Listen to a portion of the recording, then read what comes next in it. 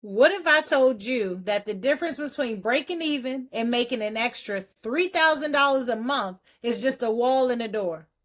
Today, I'm breaking down how to legally and smartly convert your home or investment property into a cash flowing co-living asset without breaking the bank or violating any zoning laws. Let's start with the most important part. Legal and safety requirements. Laws vary by state and then again by county and even by city. So you must do your own due diligence on your local market before purchasing or converting any property into co-living. Start by checking the zoning laws. Some areas allow rentals easily. Others have occupancy limits or restrictions you need to be aware of. Think about it. We are now disrupting the industry by creating affordable housing, guys. How important is it, the work that we're doing by making our properties or our homes into co-living spaces? Right now, we see an all-time low of affordability for hardworking people because the housing prices continue to go up while the amount of money people are making as employees continues to remain the same. What kind of problem is that going to create in our economy, and what can we do to help fix it? It may not be much. You're thinking, oh, it's just me and my one house. But when you think about people doing this as a collective, we are now bringing awareness to the affordability and the affordable housing crisis that we are facing here in this country. If you're planning to add bedrooms, bathrooms, or do any structural work, get the right permits. You may need things like egress windows, meaning a window that is dug all the way down if you're renting out your basement and you only have a half of window. That usually does not legally constitute a bedroom in most cities and counties. But egress windows just means digging down below and making a full window so that someone can get out of the house in case of an emergency. Some of these things may sound silly, but when you think about emergencies like fires or floods, people need to be able to get out of the room. You also may need extra parking or additional ventilation depending on your location. How many basements aren't properly ventilated?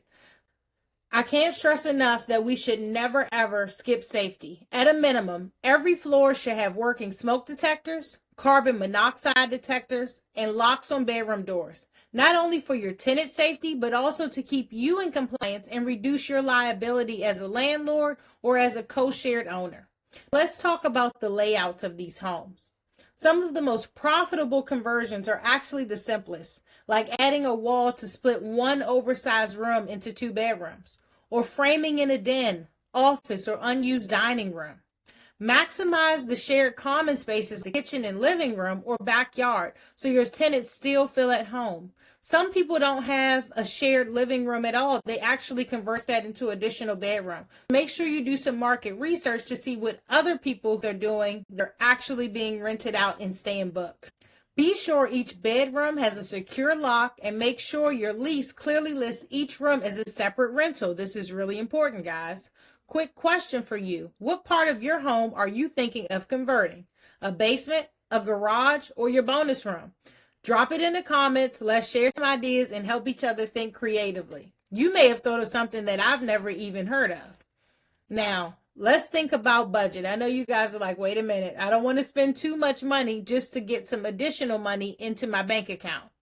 Most light conversions cost between $5,000 and $15,000, depending on the work that is needed. And the return, you can make anywhere from $500 to $2,500 a month in additional rent, just by optimizing your layout. So if you have to spend $5,000 up front to make an additional bedroom to get your money back within 2 or 3 months, I think that is an amazing return on investment, and then it becomes exponential after you've gotten that original return back.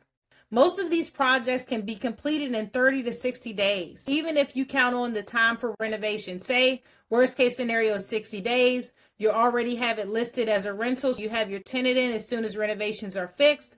Now you have 2 months of rent to collect that's going to replace that $5,000. You got to return back in 4 months, and then everything on top of that is profit. Think about it. Especially if you already have the space and structure in place, simple conversions equal big returns. In the next video, I'll share a story about someone who was laid off and turned their situation into a full-on cash cow using this strategy.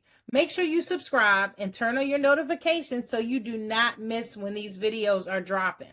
Let's build real wealth together.